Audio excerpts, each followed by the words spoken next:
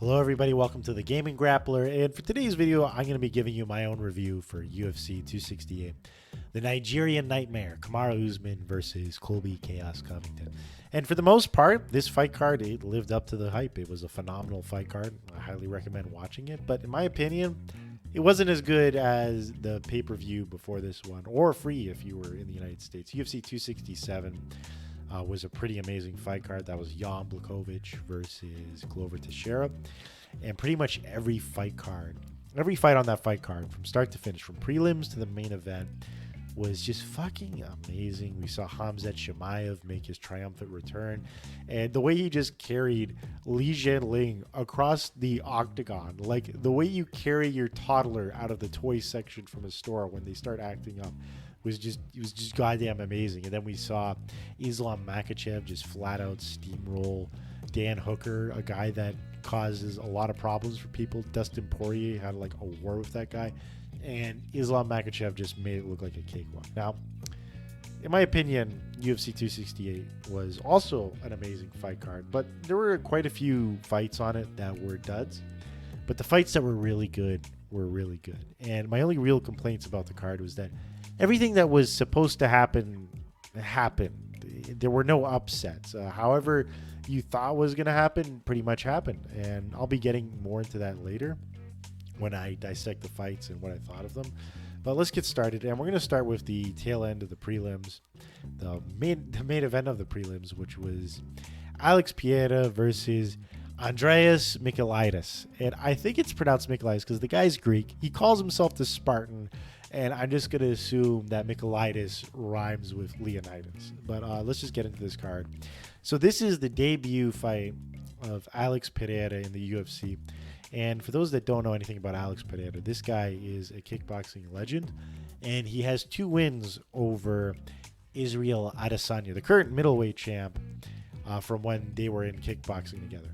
And this was pretty much everybody's looking for this. The guy, Alex Pereira, the guy just looks like the evil counterpart to Israel Adesanya. I mean, you just look at the tattoos and everything. They're the same height. They got the same reach. They're both 6'4". They both got an 80-inch reach. It's like almost destined that they're going to go collide. So for this fight, this was really the trial run to see if that is even possible. Can Alex Pereira make it past a wrestler? And so Andreas, the Spartan's plan here, was obviously to wrestle the world-class striker. Obviously, you don't want to have a striking contest with a 2-division champion in striking. So he wrestled him.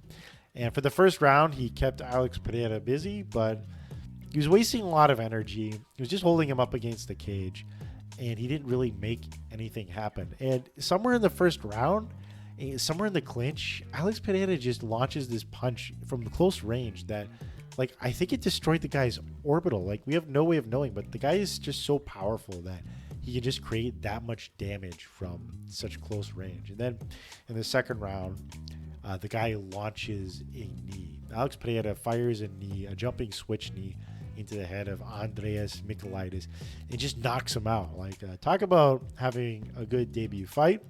The ref still didn't call after that. I guess Dan Mergliata just wanted to see an assassination in the ring. Alex Pereira rained punches on it, and that ended the fight. Now, my only real complaint about this is that Israel Adesanya's breakdown of this fight was just fucking phenomenal. I mean, I'm going to be honest, as a commentator, I can't really compete with that. The guy is the current middleweight champ, and he's doing fight breakdowns on YouTube. And since he's a world-class striker, he predicted that Pierre would be launching a knee at Andreas. I mean, I just can't mess up with that. Like, what information can I give you? This guy has literally stepped in the ring with half the people he's fought with. What insight could I possibly give into this? But I digress. That's just me being salty that this guy's coming for my job. But moving on, let's start the card. And the start of the card, and this is surprising. I'm going to give you a little spoiler here. This was the best fight of the night, and it was just phenomenal. And it was Justin Geichi versus Michael Chandler. And the reason why this fight was at the start of this card, well, I'm just assuming, I got no way of verifying this, was that Trevor Whitman was the coach of 3 people on the card. The current champ, Kamaru Usman for welterweight, Rose Namajunas, and Justin Gaethje. I'm assuming that they wanted to start the card off with this fight just to give Trevor Whitman a break in between fights, because the guy was really busy. And I'm going to be honest, when I say that Justin Gaethje versus Michael Chandler was fight of the night, I'm not even kidding. This just cucked the entirety of the fight card. Every fight after this just seemed lame, and they weren't bad fights, but they just did not compare. So when I mentioned earlier at the start of this video that everything that was supposed to happen happened. Now, if I told you in advance that Justin Gaethje was probably going to beat Michael Chandler by leg kicks and wearing him down over time, and that Justin Gaethje would just use his Homer Simpson strategy and just absorb all the powerful shots and still come out on top, yeah, that's pretty much what happened. But actually seeing it was something else. Now, Michael Chandler, and a lot of people criticize Michael Chandler undeservingly. They think just because he's a Bellator guy that he can't hang in with the UFC guys, or that Dana White privileged him and already gave him a title shot so early. But Michael Chandler has really proven that he's a top 5 guy in the UFC. A Bellator champ is a top 5 guy, but the competition is stiff. The guy has his hands full. He almost beat Charlie Olives. It was a very close fight. He was very close to beating him in that fight. He just walked into a punch, and that's the fight game. Shit can happen. I think it's Justin Gaethje, who, after Islam Makhachev, Justin Gaethje is the next scariest guy in the division. Is there any doubt about that? Justin Gaethje fucking retires people. He retired Cerrone. Donald Cerrone went on his losing streak after he fought Justin Gaethje. He retired. I think it's Michael Vick or James Vick. I always forget the executioner's name, but it's just a habit. It happens all the time. And finally, Tony Ferguson. Justin Gaethje just fucks people up. But in this fight, Michael Chandler, he brought the thunder. This guy is powerful. For the first round, Chandler just hit basically the key. He basically threw the kitchen sink at Justin Gaethje, and they were both calf kicking each other. But honestly, Justin just absorbed 80 fucking significant strikes in the first round, and he just shook them off. The guy, I'm not even kidding about the Homer Simpson strategy. The guy just ate all the punches. It looked like he took no damage either. Michael Chandler is a power puncher. He knocked out Dan Hooker in one punch in his debut fight, and Justin Gaethje pretty much just ate all his most powerful shots and walked them off like they were nothing. The guy didn't even look like he got bruised from it. I got no idea what cement this guy fills his skull with. But after that, in the second round, Chandler, as we know, is a fast twitch kind of guy. He's got a lot of power, but what he doesn't have is the cardio to back that up. And he was really looking for the round 1 knockout. And that probably isn't the best strategy for fighting Justin Gaethje. He probably should have come out with the wrestling ahead of time. But in the second round, Chandler was slowing down a lot. He took a lot of calf kicks, more than he gave to Justin. And his footwork was diminished. He had to switch stances multiple times. And it slowed down a bit, but he was still getting stuff. It was still a competitive fight in the second round. It was just that Chandler's offense at this point just ground to a halt. And it was just a lot slower. Justin was getting a lot of attacks on him. And then finally, Justin just launches this fucking shoryuken, this fucking uppercut right into the chin of Michael Chandler. And the guy was on the floor. And Justin makes a big mistake here because while Chandler is just pulling a veteran move and he's hugging Justin Gaethje's leg, and Justin was sprawled out on top of him. What Justin should have done was just get some ground and pound going, or stand him up. If you knock him on the ground with striking, finish him with striking. But he didn't do any of that. Then Chandler got back on his feet, and then it was just a slugfest from start to finish, as advertised. I think Michael Chandler just jumped off the cage at one point and did a Showtime special, at least attempted one. They just went at it, and the fight was just a bloodbath from start to finish. It completely ruined the rest of the card. And the next fight was a good fight, but it did not even come close. It did not even come close to the Justin Gaethje and Michael Chandler fight. It was just that good of a fight. It was one of the fight of the year, and one of the best fights I've seen so far was Marvin Vettori versus Paulo Costa, which is also a slugfest. I'm gonna have to watch them both back and forth just to see which fight was better. But yeah, this one's up there. Phenomenal fight. Next after that, we had Shane Burgos versus Billy Quarantillo. And, you know, you look at these striking percentages. We got like 232 significant strikes from Shane Burgos, 196 for Billy Q. There's just a lot of action throughout the duration of this fight. But it sucked. It sucked. You know why? Because it came right after Michael Chandler versus Justin Gaethje. And this fight on any other fight card could have been fight of the night. It could have been an amazing card, but it just didn't. You can't follow Justin Gaethje versus Michael Chandler. I almost have nothing to commentate because my own brain, my own memory and recollection of things that have happened, like, is completely erased just from the Chandler and Gaethje fight. So I'm just gonna fucking skip this one. It was a good fight. Don't get me wrong, but if you want me to review the card and give an honest thoughts on this fight card, I just completely forgot what happened here. It was just a non sequitur. Just my brain deleted it. And the same thing with the other one, Frankie Edgar versus Marlon Vera. Now, correct me if I'm wrong from my memory here, because I go completely off of memory for all of these videos. Frankie was winning at the start of this fight for the most part, and which is pretty unique. I mean, usually guys who are like 40 can't hang in there with the smaller divisions. You have to be really fast in those divisions, and the skill gap really does close down on you. But Marlon Vera won the fight, I think by knockout, if I'm not mistaken here. It's not showing me. I'm gonna have to get out of this mode, but yeah, Frankie Edward versus Marlon Vera. Frankie Edgar controlled the majority of the fight, until he didn't, until Marlon Vera got the knockout. Again, this was another fight that was completely cocked by Justin Gaethje and Michael Chandler. It's just the Gaethje and Chandler card. Really, that could have been the main event. Like, that's honestly the review of the fight. Just watch this whole fucking card for Gaethje versus Chandler. Like everything else, like Rose Namajunas versus Weili Zhang. This was just, what am I even supposed to say about this fight? This is just a by the books title contention. Both of them were a little tentative in the whole fight, and the fight went to decision.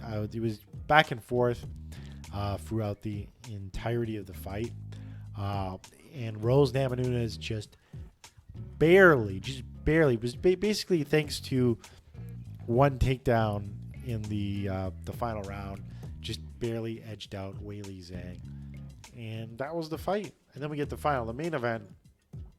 I will say this: Kamaru Usman versus Colby Covington was an amazing fight. Again, as advertised, it was a competitive fight from start to finish, but it played out exactly how you thought it was going to play out. And the thing about it is, I do feel kind of bad for Colby Covington, because I believe skill-wise, both striking-wise and wrestling-wise, and even cardio-wise, that these two guys, like Kamaru Usman and Colby Covington, are pretty much the same in all regards except for power. One thing that was really noticeable was that Kamaru Usman, just the power of him would slow down Colby Covington. Colby Covington would try to get a combo going, and then he'd get hit by a really hard strike from Kamaru Usman. Then he would have to back off a few steps and just reset his whole game plan. That happened multiple times throughout the duration of this fight. And I don't think Colby Covington, like, he did anything wrong with the game plan. The guy is just, compared to Kamaru, is just diminished in that regard. And it's very weird because Kamaru Usman's last fight against Gilbert Burns, well, that wasn't his last fight. I think he fought Jorge before that. I mean, after that. But his fight with Gilbert Burns was the exact opposite, where Gilbert could match Kamaru in the power and even maybe exceed him, but couldn't in the cardio, and just lost thanks to completely gassing himself out. Kamaru Usman is a very broken fighter. He defies all logic. most people, I like to think of him as the Blackbeard of MMA. And that's a One Piece reference for all you anime fans. And for those that don't know, Blackbeard breaks the rules of One Piece. In One Piece, if you eat a devil fruit, you're granted one unique superpower. And if you have any more, you die. That's the rules of the universe, and you can't break them, except for Blackbeard. Blackbeard has a weird, freaky body, and he can eat more than one devil fruit and have more than one superpower.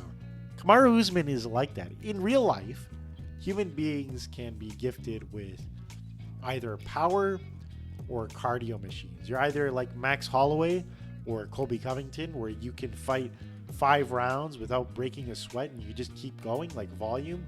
Or you could be a power guy where maybe you can't go 5 rounds, but you can end the fight in 1 round, like your Francis Ngannou or your Michael Chandler, or your Conor McGregor, where your round 1 is your best round and you're gifted with a lot of power and just one punch is all it takes to win the fight. Kamaru can do both of that, and he's got the right technique.